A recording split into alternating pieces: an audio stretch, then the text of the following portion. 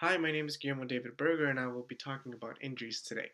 See, at a collegial level, injuries are always seem to be around the corner, and athletes always tend to be facing injuries left and right. Actually, 70% of athletes have actually reported playing or practicing with a previous injury at a collegiate level. So, when people think of injuries, usually it's a sprained ankle or broken knee or maybe a dislocated shoulder, etc., depending on the degree of the severity of the injury. But people only tend to see really the physical effect it has on the athlete and their process of coming back, which of course can be detrimental depending on the severity of the injury. But what really people tend to miss is the psychological effect and the emotional toll it really takes on an athlete, which can actually be more painful than the physical damage itself. First, I'll talk about the physical effects it has, like swelling to immediate pain, and pretty much um, the inability to move. Of course, after spraining your ankle to a third degree, of course, you're not going to be putting weight on anything time soon, so you won't be really moving around. However, if it's a even more severe, like an ACL tear or I don't know, a meniscus tear or a broken leg, of course, the recovery time will expand and it could lead to farther physical damage like muscular dystrophy and potential weight gain that could really, hurt the athlete in the process of coming back. And it's really difficult for the athlete to really know that all this can really affect their performance later on.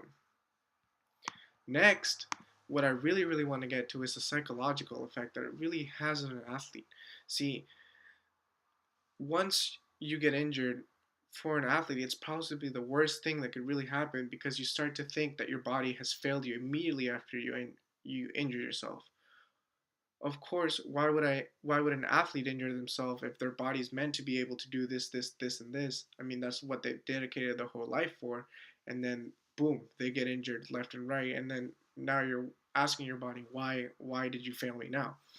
And this leads to a lack of self-confidence, and confidence is one of the founding things, that pretty much the base that leads an athlete to success. If I have the confidence to persevere and keep on going, I know that my level of playing will immediately drastically become better as an athlete.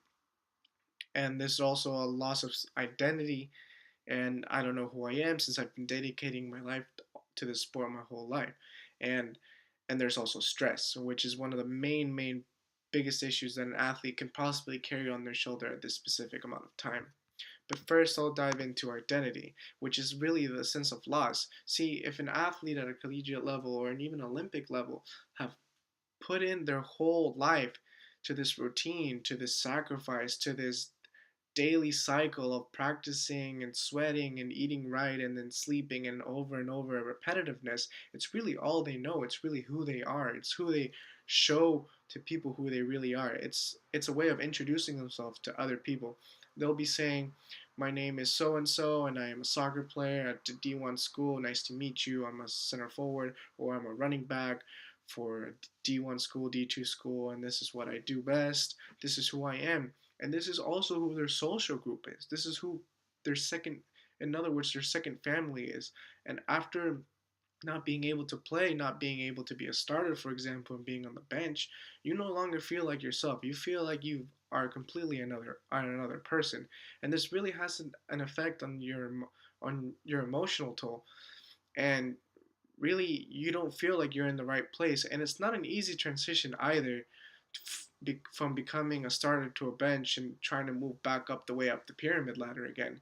It's really a really difficult transition. Even professional athletes, when they retire, all they've been doing, for example, professional football players, is playing football morning, day in and day out, even at nighttime. Like that's what they live for. They live for the grind. And now that they're retired and they don't have to do that anymore, they don't have to wake up early to go to practice anymore. They don't have to introduce themselves as being potentially, hey, I'm the halfback for the Niners, and this is my name, so and so, or I'm the running back for Notre Dame, and they no longer seem to have a sense of introduction. They don't no longer seem to find themselves or know who they really are, and it's a very difficult process to really find your identity again.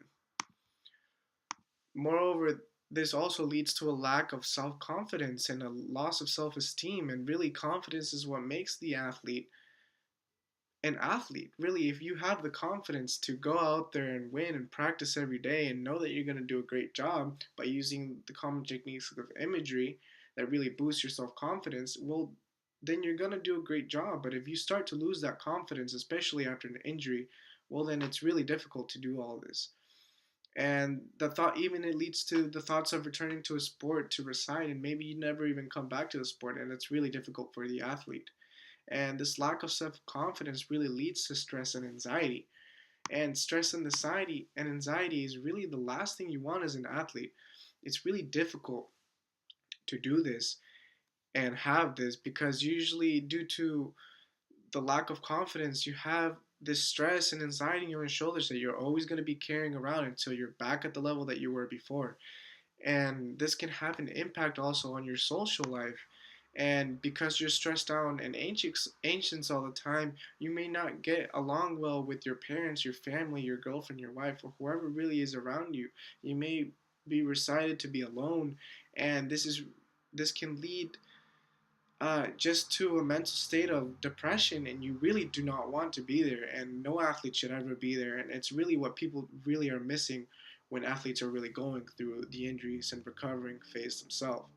And this can lead, also the stress can really lead to further injury of a new injury or the same injury, because they're so stressed out that they force themselves to heal quicker and be better and push themselves past than they were supposed to, and then they re-injure the same ligament, and it's a cycle all over again, and it's a never-ending cycle. And what really people need to see is what the athlete, the state of the mentally state of what the athlete is in. See, but I can vouch for this because I've gone through it myself. I've had an ACL injury. I've been out from the sport for 1.5 years. I have not played on a full field legit soccer game in about a year and a half, and I still haven't, and I probably won't for another couple weeks because my season doesn't start yet. But what I'm trying to get at is that it's not an easy process. Really, it's really difficult to ignore the mental state that an athlete is after an injury. Like, that's the main thing people should focus on top of the physical therapy itself, because their loss of self-identity can lead to poor academics, poor life decisions, poor life decision makes, and their lack of self-confidence won't won't be able to put them out of bed, won't be able to raise up again. And this is just an awareness that I really just want to put out there.